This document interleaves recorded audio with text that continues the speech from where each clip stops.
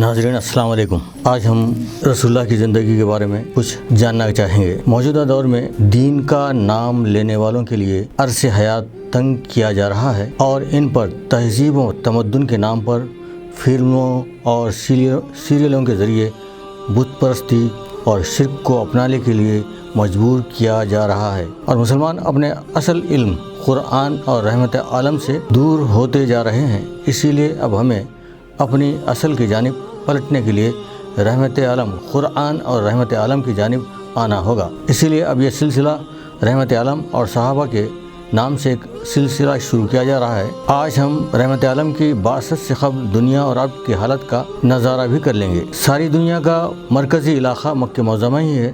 آج سیٹلائٹ تصاویر سے ثابت ہو چکا ہے، اللہ رب العزت نے دنیا کے مرکزی مقام پر آپ کو مبعوث فرمایا۔ یہاں پر ہر طرف جاہلیت ہی جاہلیت نظر آتی تھی۔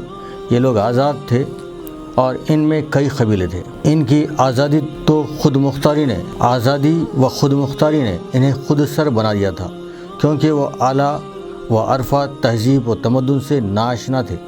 یہ جرأت مند اور شجاع لوگ تھے، لیکن اپنی بہادری اور شجاعت اپنے ہی بھائیوں پر آزماتے تھے۔ کاہلی اور بے روزگاری نے انہیں جوے اور شراب کا عادی بنا دیا تھا۔ دوسرے ممالک سے الگ تھلگ ریگستانی علاقوں میں رہتے تھے۔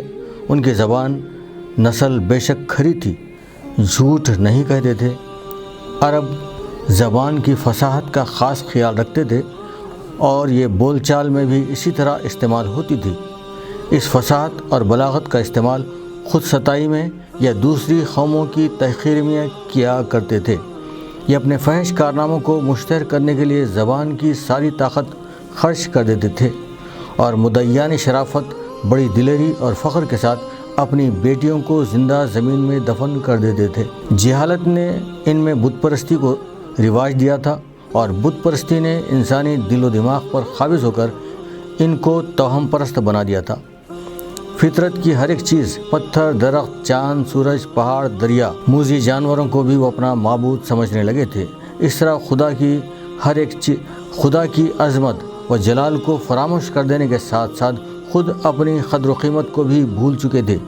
اسی لیے ان کے پاس انسانی حقوق کے لیے نہ کوئی ضابطہ تھا اور نہ ایسے حقوق کو صحیح مرکز پر لانے کے لیے کوئی قاعدہ قانون تھا۔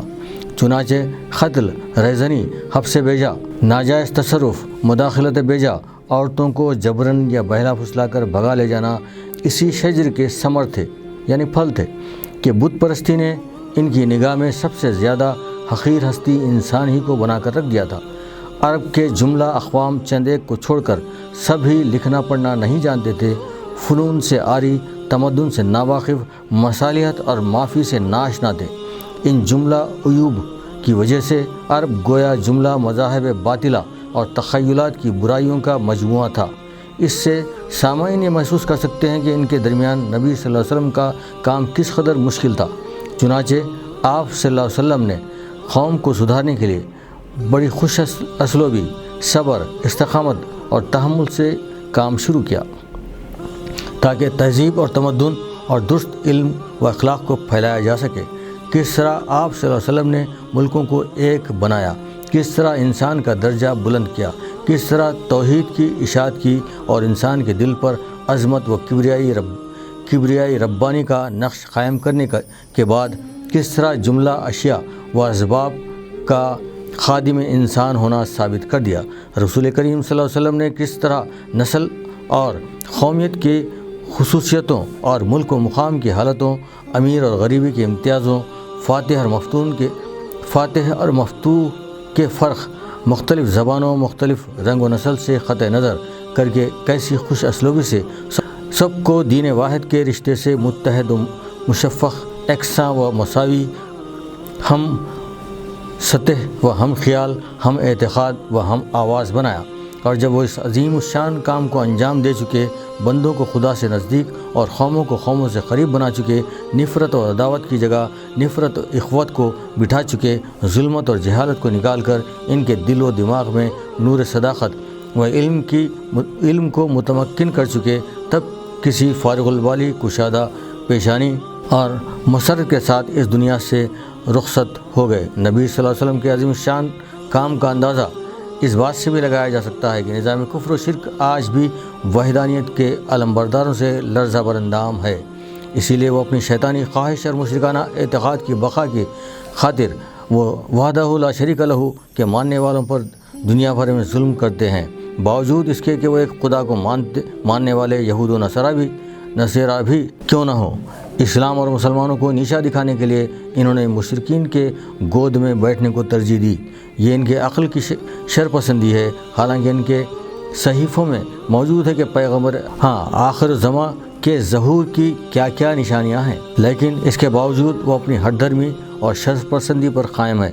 وہ نہیں چاہتے دنیا کے کسی بھی علاقے میں سکون سے رہیں، اسی لیے ان پر وقفے سے دہشت گردی کے نام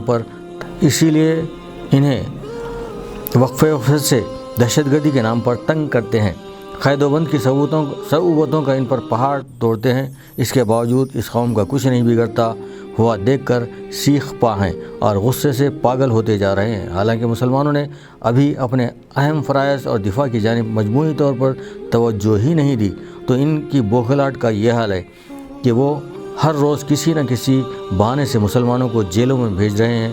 ایسا معلوم ہو رہا ہے کہ جب بھی مسلمان اٹھ کھڑے ہوں گے تو پھر ان کی آخری ریل شروع ہو جائے گی۔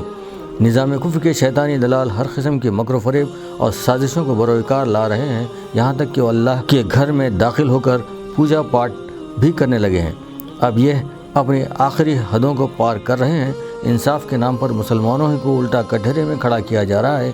اب تو دینی مدرسوں کو بھی یہ نشانہ بنانے لگے ہیں، یعنی مسلمان دینی تعلیم بھی حاصل نہ کر سکیں، یعنی مسلمان دین سے قطع تعلق کر لیں۔ اس کے لیے انہوں نے مسلمانوں کے اندر بے شمار مشرکانہ افعال کو داخل کر دیا ہے۔ ٹی وی کھولتے ہی مسلمان کے گھر میں مندر کی گھنٹیاں سنائی دیتی ہیں، اشلوک سنائی دیتے ہیں، اور یہ فلموں کے مناظر ہوتے ہیں۔ فلم دیکھنے کی خواہش میں مسلمان مندر کی گھنٹیاں بھی سن رہا ہے، اشلوک بھی سن رہا ہے۔ اب ضرورت ہے کہ ہم مشرکانہ اعمال کی جگہ رسول اللہ صلی اللہ علیہ وسلم اور صحابہ کی زندگیوں کی جانب رجوع ہوں۔ السلام علیکم، ہیلو، ہائے، آداب ایوری ون۔ دوستو، میں آپ کا دوست شہباز خان، آپ دیکھ رہے ہیں TNT نیوز، اور دیکھتے رہیے TNT نیوز۔ Thank you.